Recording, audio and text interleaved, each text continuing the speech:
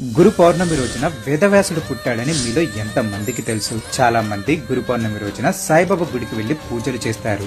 కానీ అసలు గురు పౌర్ణిమ చరిత్ర ఏంటి, ఎందుకు జరుపుకోవాలి, ఇప్పుడు ఈ వీడియోలో తెలుసుకుందాం. ప్రతి సంవత్సరం ఆషాఢ శుద్ధ పౌర్ణమి రోజున మనం గురు పూర్ణిమను అత్యంత భక్తి శ్రద్ధలతో జరుపుకుంటాం. ఈ పవిత్ర దినం సమస్త లోకానికి జ్ఞానాన్ని పంచిన వ్యాస మహర్షి పుట్టినరోజు కావడంతో దీనిని వ్యాస పూర్ణిమ అని కూడా పిలుస్తారు. వ్యాసాయ విష్ణు రూపాయ వ్యాస రూపాయ విష్ణువే నమో వై బ్రహ్మనిదే వాసిష్ఠాయ నమో నమః అనే శ్లోకం వ్యాసుని గొప్పతనాన్ని, గురు పరంపరలో ఆయన స్థానాన్ని తెలియజేస్తుంది. గురు బ్రహ్మ గురు విష్ణు గురుదేవో మహేశ్వర గురు సాక్షాత్ పరబ్రహ్మ తస్మై శ్రీ గురవే నమః అంటే గురువును త్రిమూర్తి స్వరూపుడిగా భావిస్తారు.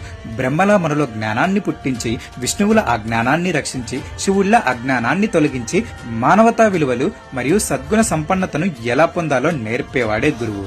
లోకంలో ఎలా జీవించాలో తెలియజేసే మార్గదర్శకుడు గురువు. ఇక్కడ గురువులో గు అంటే అంధకారం, రు అంటే దానిని పారద్రోలేవాడు, అంటే అజ్ఞానమనే చీకటిని పారద్రోలి జ్ఞాన జ్యోతిని వెలిగించేవాడే గురువు. జ్ఞానాన్ని కోరుకునే వాళ్ళు ఈ రోజు తమ గురువులను, పెద్దలను గుర్తు చేసుకుని వాళ్లకు కృతజ్ఞతలు చెబుతారు. పుస్తకాల జ్ఞానం కాకుండా జీవిత సత్యాన్ని నేర్పే గురువులను ఈ రోజు దర్శించుకోవటం, వాళ్ళని స్మరించుకోవటం చాలా ముఖ్యమైనది. జ్ఞానాన్ని పంచే గురువులందరికీ గురు పూర్ణిమ శుభాకాంక్షలు.